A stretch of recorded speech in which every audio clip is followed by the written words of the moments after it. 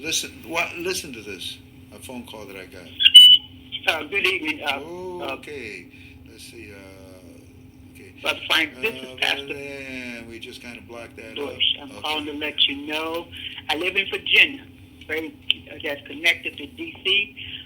They have blocked off 495, and there is a brigade, I think that's how you pronounce it, where they have blocked off all the roads that enter 495 for uh, for whoever important. I think you know who it is. Now, who do you think that was, by the way? I got scouts all over the place, by the way. Who do you think that Virginia was? into D.C. and Maryland is blocked off.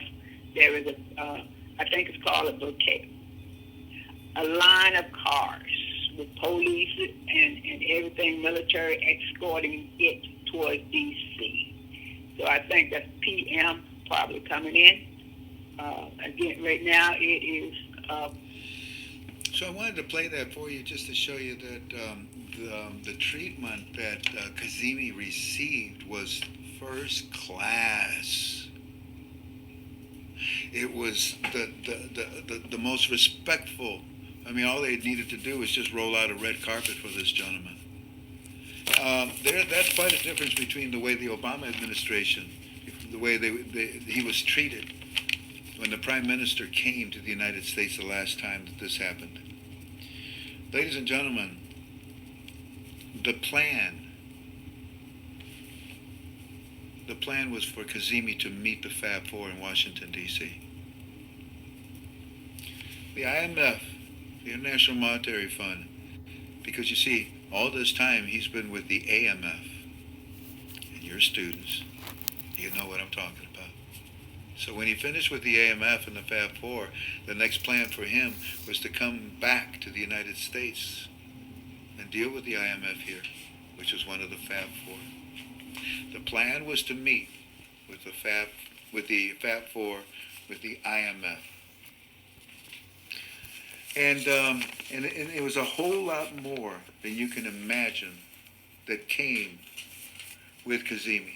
It was a very, very large entourage.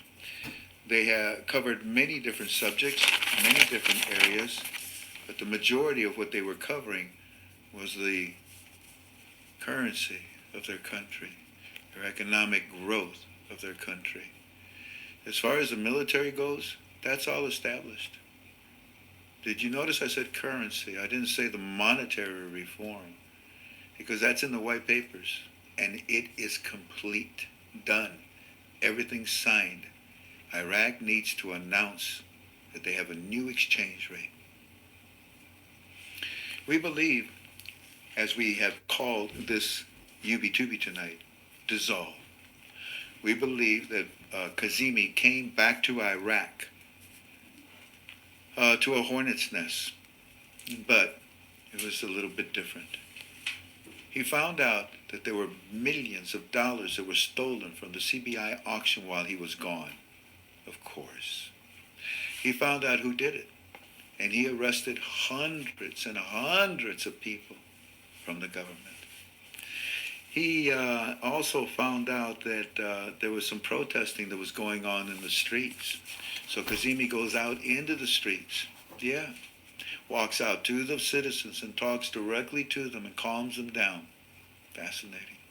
He tells them, listen to me, citizens of Iraq. I brought this back from the United States of America. This is our future. He didn't say white papers. He says, I am holding hundreds of contracts for our country from the United States of America. One of the main important things that the president's asked me to do, Iraqi citizens, is one of the things that you're asking me to do, is to remove any Iranian influence that we may have. While I was gone, these Iranian bozos still steal American dollars from the CBI auction. Now, the best thing is to start at ground zero. We call our UB2B tonight dissolve.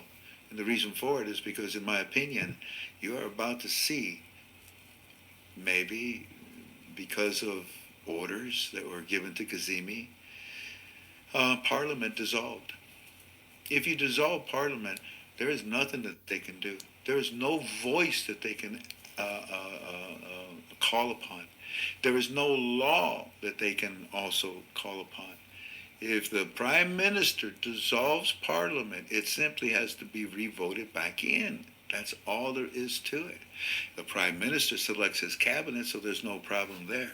In my opinion, Kazemi has come back with some powerful orders. You know what's in the white papers, Kazemi. Yeah.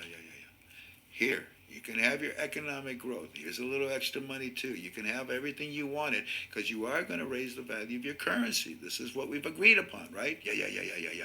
That's what these white papers are about, right? Yeah. Kurdistan, you witnessing this, aren't you? Yeah. All right, Kazemi. Hey, we're cool. All right, you know what I'm saying? We're eye to eye, Kazemi. I don't have any problems with you. Heck, we dress alike. Okay, you can. That's why I asked you to stay a day extra. You're a good guy. We like you. In fact, we'd like for you to do some extra things. Oh, really? Yeah. So Kazemi comes back to Iraq and he tells the Iraqi citizens who were pissed off. They're always pissed off. Stop it. Calm down. Look what I got. Huh. Interesting. They'll still be pissed off, but they're interested, and they stop protesting. Kazemi has to clean up, and that's what he's doing. How is he cleaning it up? Our Firefly report would be able to help you. It's a long report. It's extremely long. Now, I don't know if we even have the chance. I've only got 20 more minutes of talking with you, and I've got look at this. Look at this. Front, back, all of these pages. So I don't know if I'm going to be able to finish this up with you. And I don't know if I'm going to come in this week because in 2 days I get operated again. And you know, it's tough to get operated. It really hurts. It really makes you weak and sleepy and tired and all that good stuff. I don't know when I'm going to be able to give you all of this. Yeah, if we would have stayed, you know, like we normally have our calls that are late at night,